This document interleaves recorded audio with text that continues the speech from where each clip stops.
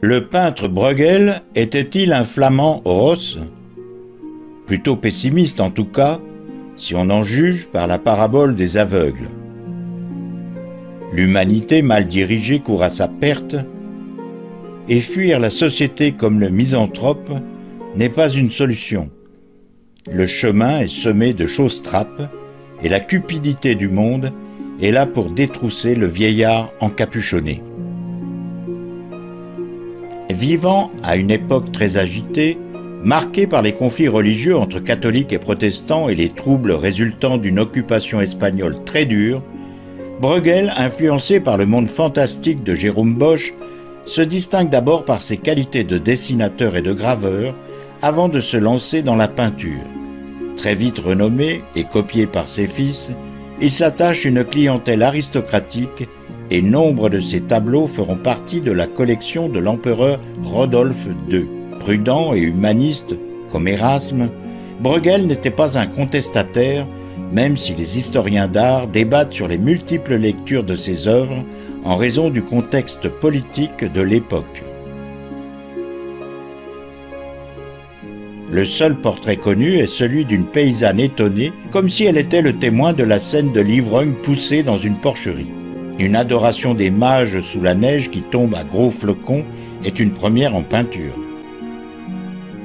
Deux singes enchaînés. Allusion aux Belges sous le joug espagnol. Les thèmes de l'histoire religieuse sont des prétextes pour présenter des paysages grandioses avec des montagnes dont il a fait des croquis lors d'un séjour et de pérégrination en Italie.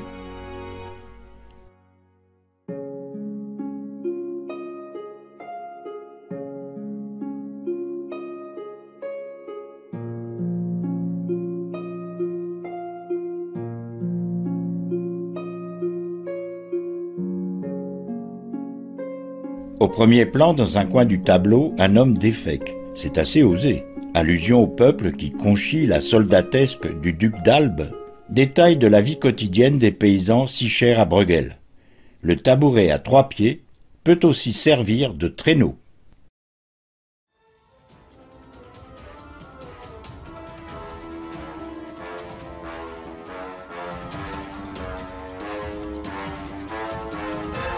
Le thème biblique est l'occasion de montrer une multitude d'hommes que l'on peut observer en profondeur jusqu'à de minuscules silhouettes.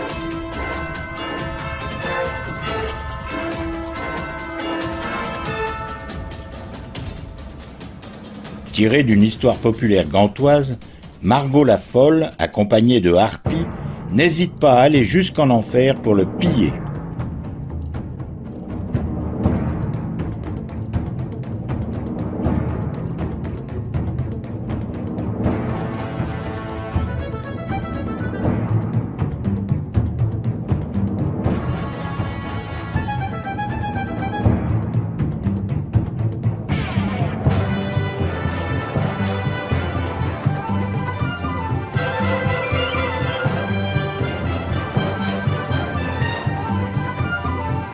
Il est l'heure de la mort, Monsignor.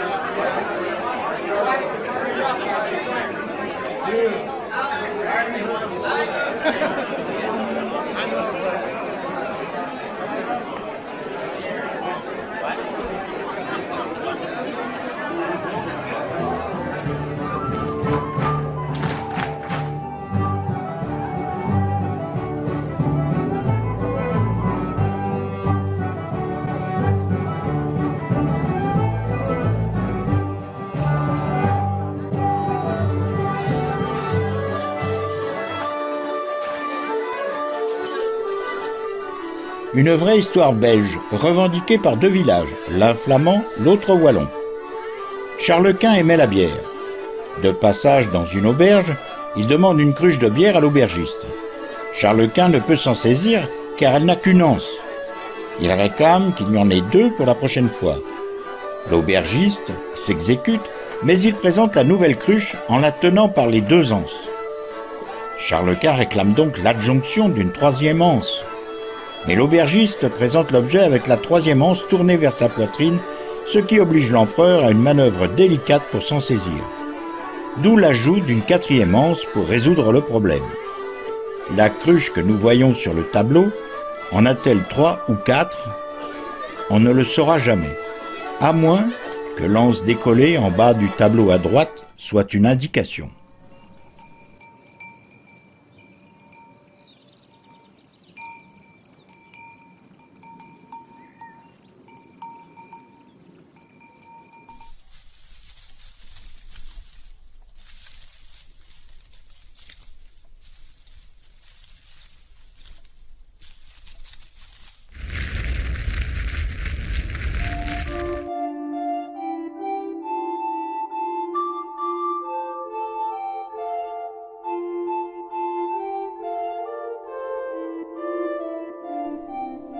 Ce pic rocheux ressemble étrangement au mont Cervin, reprise d'un carnet de croquis.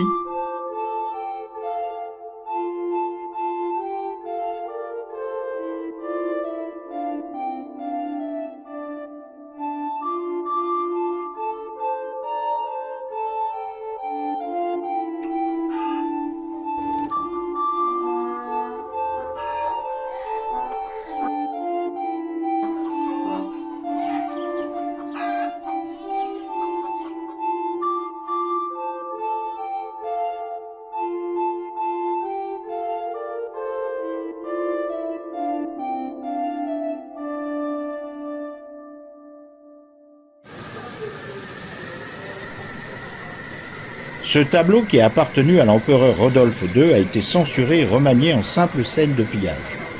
Seule une copie de Bruegel le Jeune montre le tragique destin des enfants.